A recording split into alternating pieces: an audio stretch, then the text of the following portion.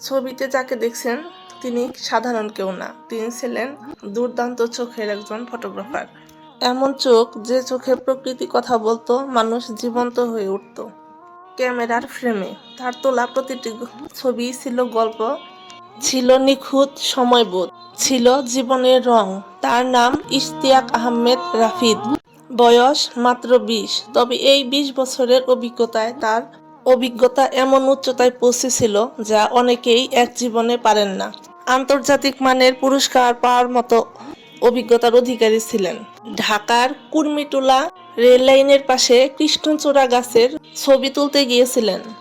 সেই আগুন রাঙা ফুল আর সেই বিকেলের আলো আর তার ক্যামেরায় নিখুঁতভাবে বন্দী হয়ে যাওয়াই ছিল তার লক্ষ্য। তিনি দাঁড়িয়েছিলেন রেল লাইনের মাঝখানে, আর তার সঙ্গে ছিলেন তার খালাতো ভাই সহ আরো অনেক তরুণ। ওখানে তখন তাদের নিজেদেরই ছবি তুলছিল। সামনে থেকে একটি ট্রেন আসতে দেখা যায়। সেটা দেখে কয়েকজন তরুণ তড়িৎঘড়িৎ করে লাইন থেকে দৌড়ে নিচে নেমে যান। রাফিদও সেটা লক্ষ্য করেন। তার মুখ তখন সামনের ট্রেনের দিকে ঘুরানো। সেই মুহূর্তে ঘটে যায় এক অপূরণীয় দুর্ঘটনা। সামনের ট্রেনের হর্ন আর আওয়াজে সে পেছনের ট্রেনটা দেখতে পায়নি।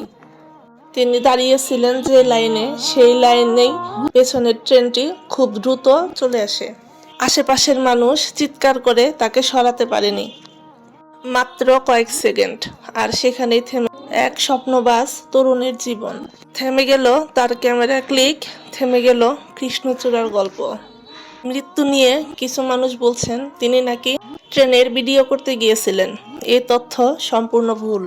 তিনি যাননি কোনো রোমাঞ্চ খুঁজতে, তিনি গিয়েছিলেন প্রকৃতির রঙে নিজের শিল্পকে আরো পরিপূর্ণ করতে। একটি কৃষ্ণচূড়া ফুল, একটি মুহূর্ত, একটি শিল্পী মন, এই ছিল তার মূল উদ্দেশ্য।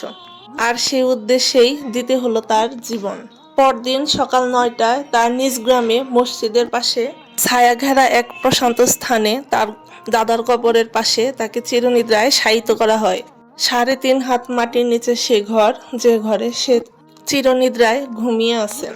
মা কান্নায় ভেঙে পড়ছেন, আর তার বাবার চোখে ছিল এক নির্বাক বেদনা। জানাজায় উপস্থিত ছিলেন স্কুলের শিক্ষক, গ্রামের মানুষ, বন্ধু বান্ধব, প্রতিবেশী।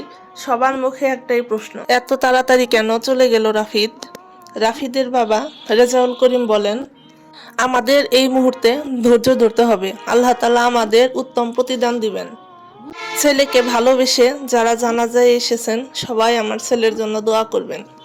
আজ আমরা হারালাম শুধু একজন ছেলে নয়, হারালাম একজন শিল্পীকে, একজন স্বপ্নবাজ তরুণকে।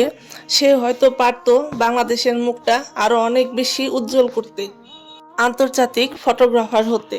কৃষ্ণচূড়ার রং এখন আর আগুন লাল নয়, সেটা হয়ে গেছে বিষাদের লাল। এই ঘটনা আমাদের এই শিক্ষাটা দিয়ে গেল, রেল লাইনে সচেতনতা, সতর্কতা এবং তরুণদের প্রতিভা রক্ষার গুরুত্ব নিয়ে। রাফিদের মতো কোনো তরুণকে আর হারাতে চাই না আমরা।